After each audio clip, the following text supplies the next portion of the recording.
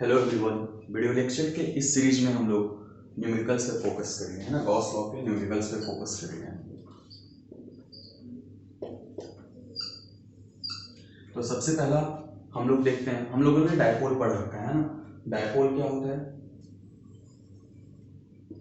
To equal and opposite charges kept at a fixed distance constituted electric dipole. Suppose करो एक electric dipole रखा हुआ है ना। मैंने क्या किया, एक गॉसियन सरफेस ले लिया in form of a sphere, है ना। क्वेश्चन तुमसे ये पूछा जाएगा, which one is correct, is या आर, है ना। सपोज करो first one, net flux through the Gaussian surface is zero. First option is net flux. जैसे जैसे ऑप्शन लिख रहा हूं वैसे वैसे सोचना शुरू कर दो कि कौन सा ऑप्शन सही हो सकता है। Net flux through the Gaussian surface is zero.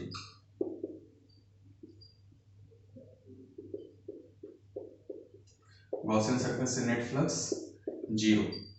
B में E dot ds at each point is zero. मतलब मैं यहां पे अगर ले रहा हूं तो यहां पे E dot ds क्या जीरो होने वाला है। And third one is net integral of E dot ds through out the surface is zero. Through out the surface is zero. Which surface? Gaussian surface. Okay, तो कौन सा इसमें सही? Multiple choice भी हो सकता है। तो सबसे पहला तो अगर मैं देखूं तो नेट चार्ज क्या है inside the Gaussian surface? Zero, है ना। अगर नेट चार्ज जीरो है तो अकॉर्डिंग टू गॉस लॉ क्या बोलता है? नेट फ्लक्स भी जीरो होना चाहिए। नेट फ्लक्स भी जीरो होना चाहिए क्योंकि नेट चार्ज जीरो है inside the Gaussian surface. Second point को अगर मैं एनालाइज करूं तो देखो, ये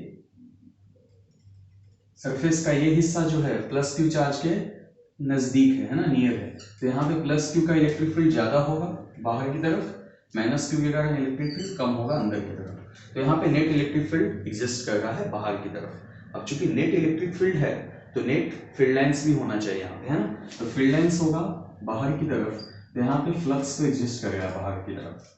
अगर मैं यहाँ की बात करूँ तो माइनस क्यू चार्ज के नजदीक है तो अंदर आता हुआ फील्ड लाइंस ज्यादा होगा, बाहर जाता हुआ फील्ड लाइंस कम होगा। तो यहाँ पे नेट फ्लक्स क्या होगा? इनसाइड होगा। सिमिलरली हर जगह कुछ ना कुछ, कहीं कहीं बाहर जाता हुआ होगा तो कहीं अंदर आता हुआ होगा। तो ई डॉट डी एस एक पॉइंट पे एग्जिस्ट कर रहा है, तो ये पॉइंट गलत हो गया कि ये जीरो नहीं हो सकता, है ना। ये ऑप्शन रॉन्ग हो गया।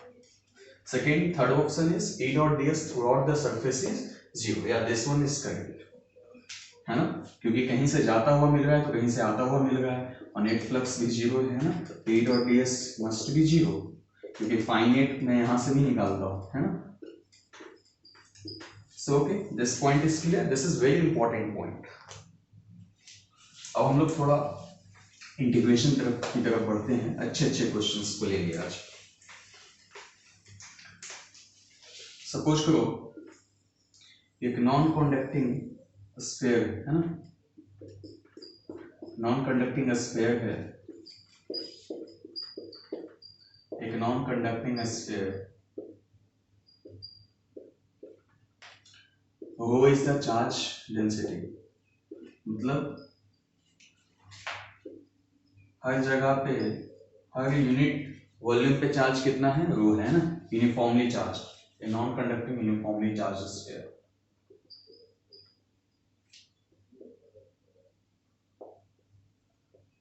तो मैं तुमसे क्या पूछूंगा इसमें,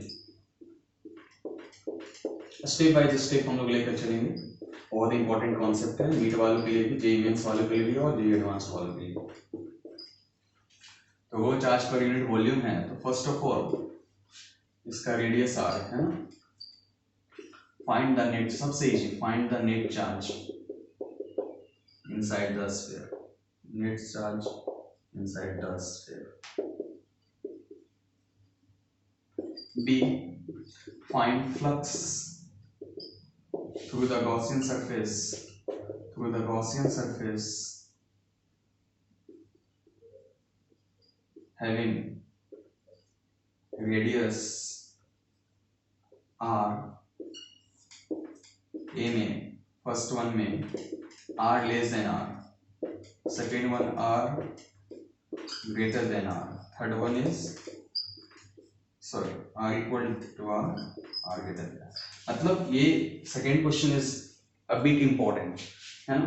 ये बोल रहा है कि फ्लक्स बताइए उस गॉसियन सरफेस से, है ना, जिसका रेडियस बड़े वाले आर से छोटा हो। मतलब कोई एक ऐसा गॉसियन सरफेस जिसका रेडियस क्या हो, आर, जो कि बड़े वाले आर से छोटा हो, है ना। क्या ये मेरा पहला कंडीशन सेटिस्फाई कर रहा है? अगर मेरी इच्छा होगी तो मैं ये भी लेगा तो मेरा कंडीशन सेटिस्फाई कर रहा है ना, क्योंकि जो मैं आर ले रहा हूँ वो बड़े वाले आर से छोटा है ना।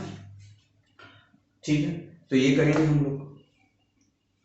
तो सबसे पहले तो नेट चार्ज इजीली हम लोग निकाल सकते हैं, जो क्या होगा, नेट चार्ज हम लोग इजीली निकाल सकते हैं, जो क्या होगा, चूंकि चार्ज डेंसिटी कांस्टेंट है, चूंकि चार्ज डेंसिटी कांस्टेंट है, तो हम लोग बोल सकते हैं कि टोटल चार्ज क्या होगा, charge density into total volume, है ना। तो टोटल वॉल्यूम कितना है, 4/3 पाई बड़ा वाला r cube is the volume. So total charge भी हैव फाउंड, है ना। अब गॉसियन सरफेस लेंगे, एक सेकेंड इंक भर लूं।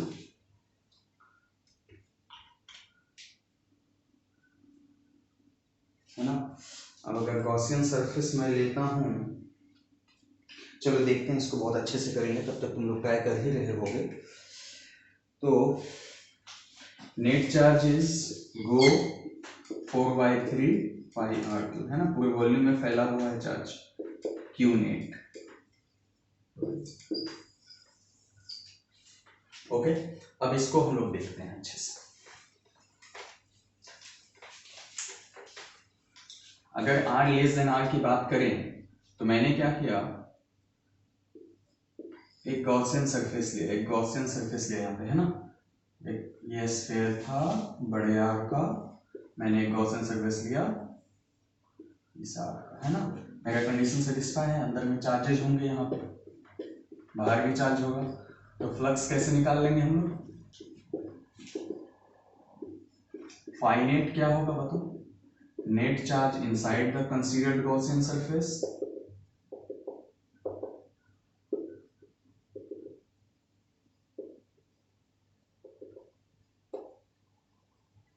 Upon epsilon not. तो देखो तो नेट चार्ज कितना होगा, वो तो चार्ज पर यूनिट वॉल्यूम है। तो देखो तो ये जो मेरा कंसीडर्ड गॉसियन सरफेस है, अगर मैं इसको बाहर निकाल लूं, ये रेडियस आर है, तो इसके अंदर जो चार्जेस हैं वही हमारा क्या है, नेट चार्ज इनक्लोज्ड।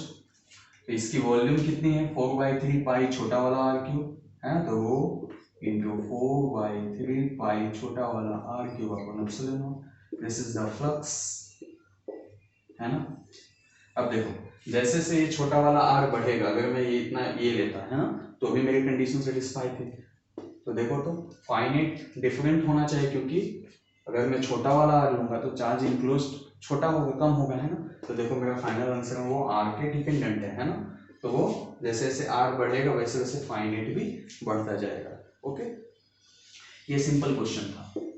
अगर मैं आर इक्वल्स टू आर पे लूं तो ये मेरा गॉसियन सरफेस होगा, है ना। Second, for the second case my Gaussian surface will be just enclosing this r equals to are.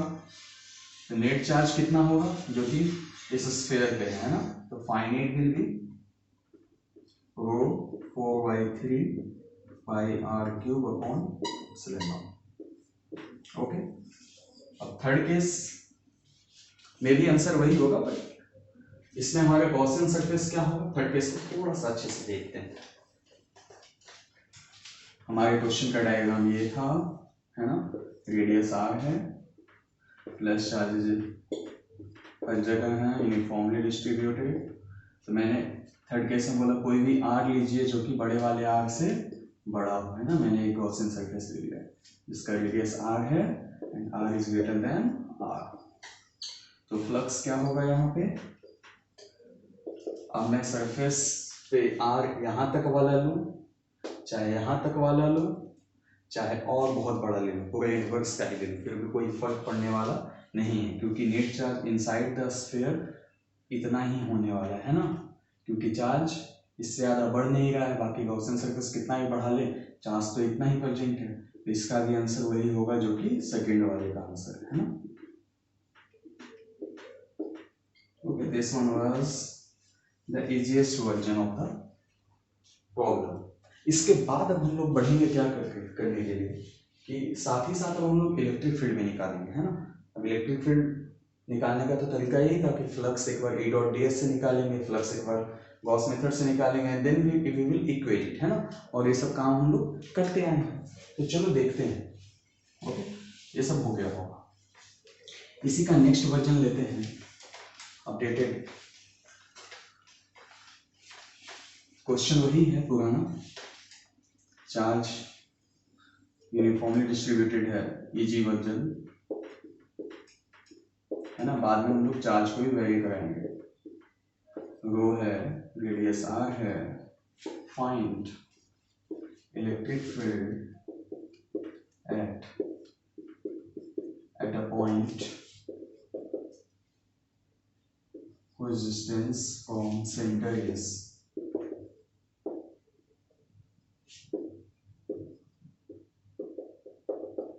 r less than r equal to r and c is r greater than r।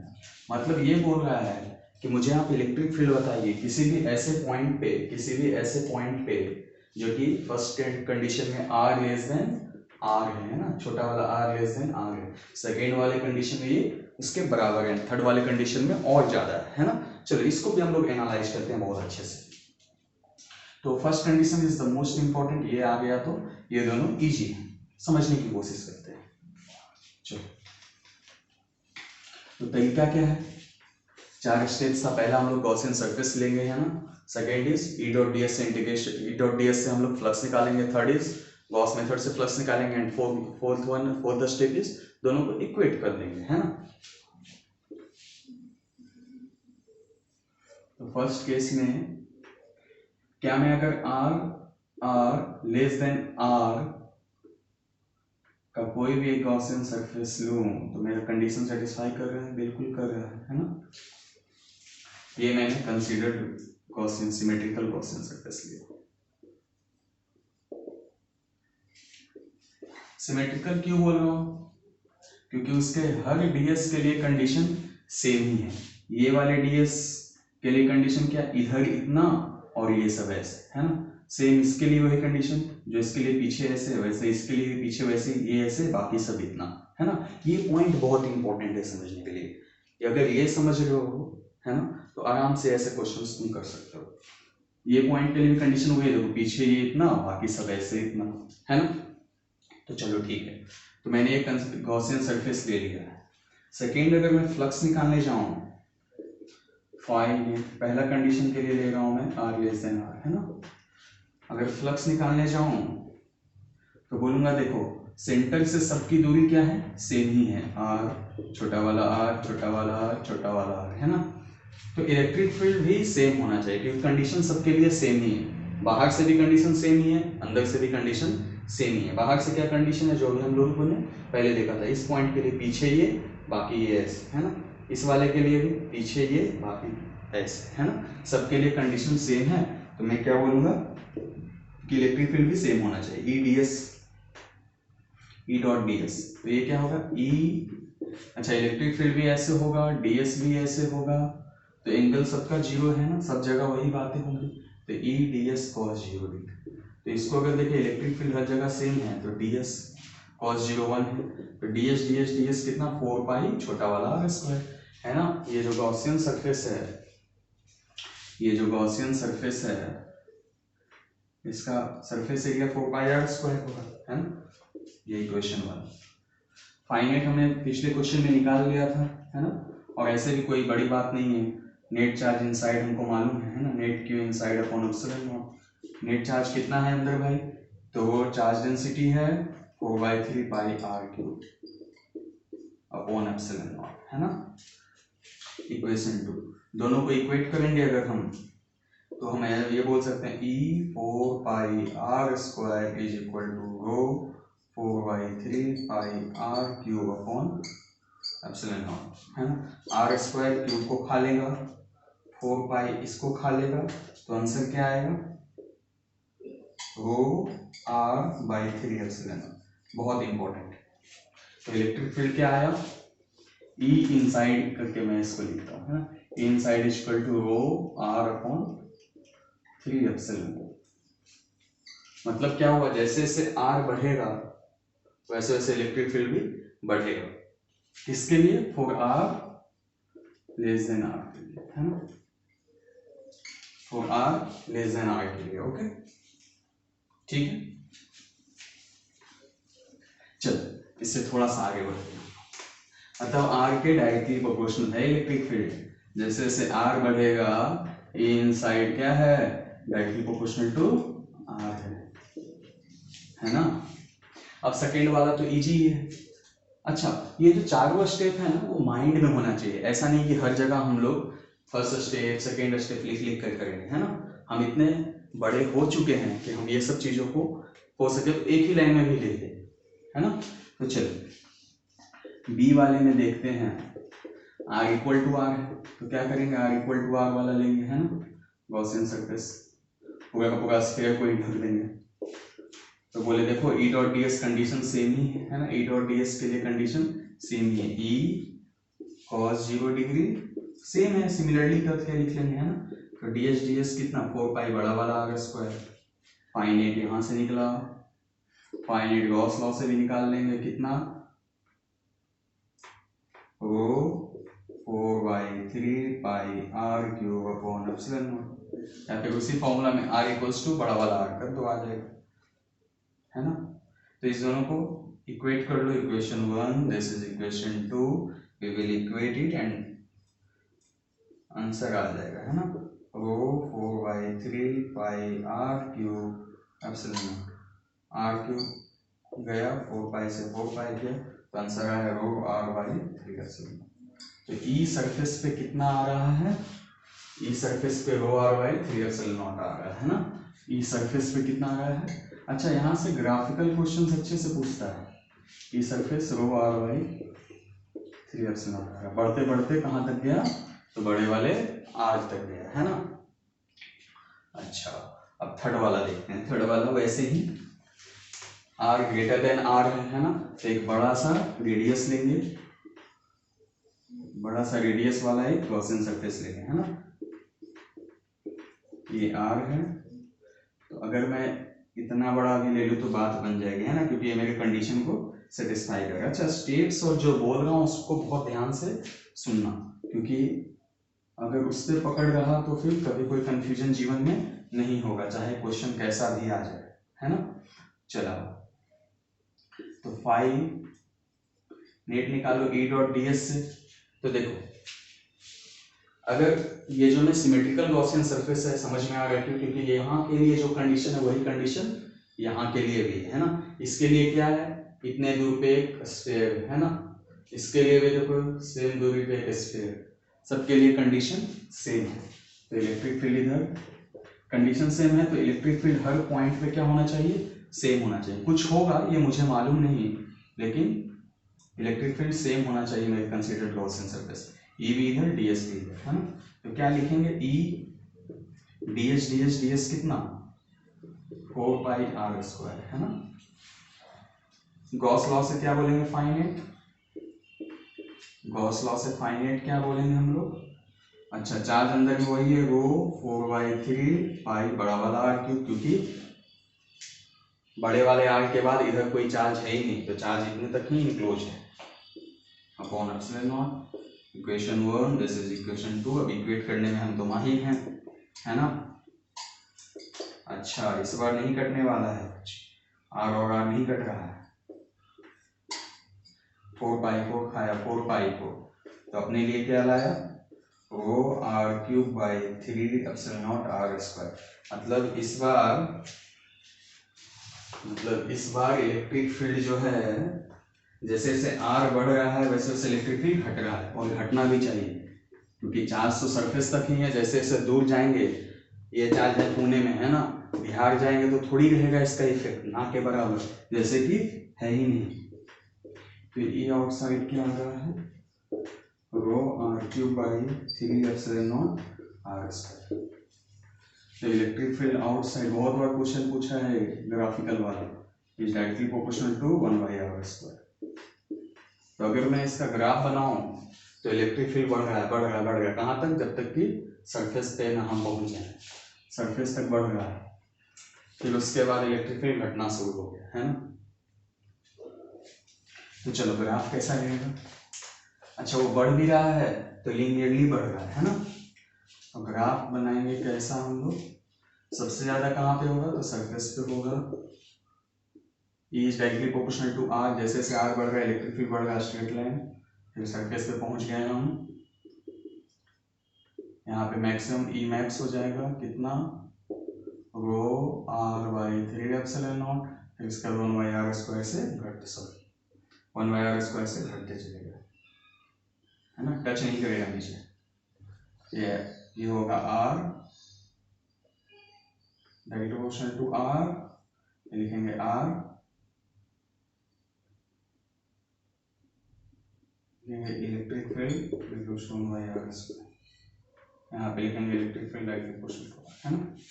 ठीक है, तो ये वाला भी question हो गया, यहाँ तक तो ठीक है।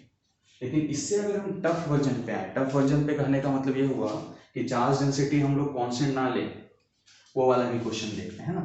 मेथड यही है, बस थोड़ा सा उसमें कॉम्प्लिकेशंस आएगा, लेकिन अगर मेन कॉन्सेप्ट तुम समझ रहे हो जितना मैंने पढ़ाया है तो तुम आराम से बिना सोचे कर लोगे उसको, है ना। चलो देखते हैं, नेक्स्ट क्वेश्चन है non conducting sphere of radius r containing charge as a function of r, where r is taken from center से हम ले रहे हैं ना, taken from center एच। कैसे ले रहा है चार्ज, किस फंक्शन में, रो इक्वल टू 1/r, है ना। देन फाइंड, अच्छा इस वक्त हम डायरेक्ट पूछ लेते हैं, फाइंड स्टेप बाय स्टेप देते हैं। Net charge inside the surface, तुम्हारी सहूलियत के लिए, net charge contained by a sphere.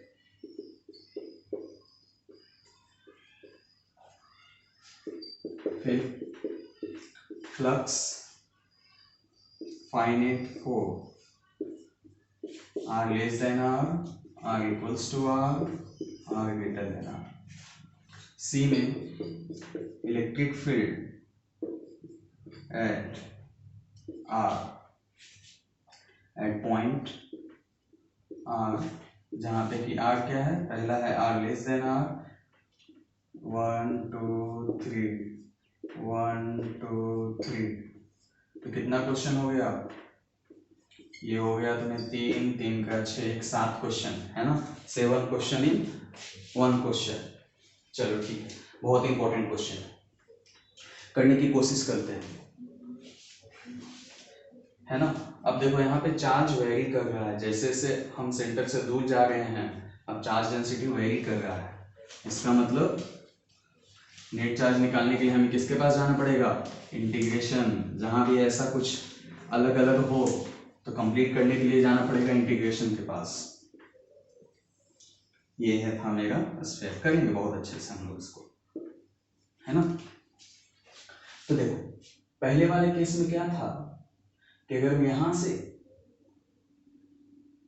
इस मटेरियल में देखें, यहाँ पे चार्ज डेंसिटी कि यहाँ पे भी रो नॉट था, यहाँ पे भी देखे तो रो नॉट ही था, है ना, इधर भी रो नॉट ही था।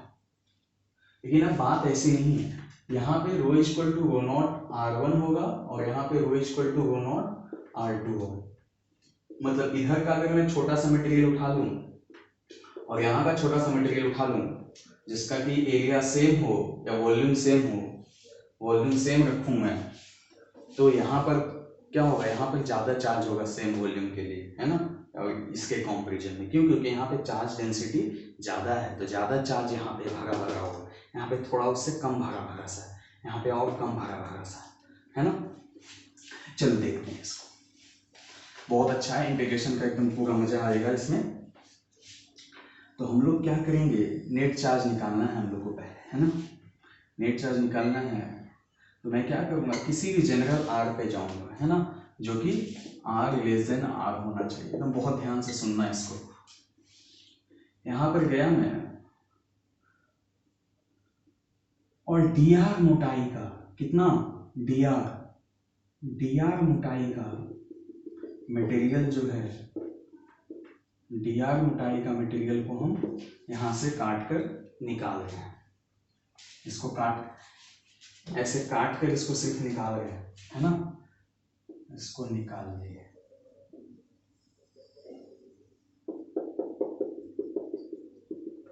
ये स्फीयर था, उसमें से आर पे गए और डी आर मोटाई का मटेरियल काट के निकाल लिए।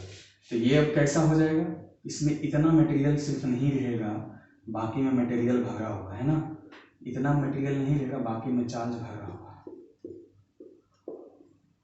इतना में सिर्फ नहीं रहेगा, है ना। ये खाली इतना पोर्शन से खाली हुआ है, इधर चार्ज है भरा हुआ, है ना। सिर्फ मैं क्या किया, इसको बीच से काट कर यहाँ ले आया, है ना। तो ये मटेरियल क्या हो गया, ये हॉलो है। अच्छा, ऐसा क्यों किया मैंने, क्योंकि यहाँ पे चार्ज वेरी कर रहा है।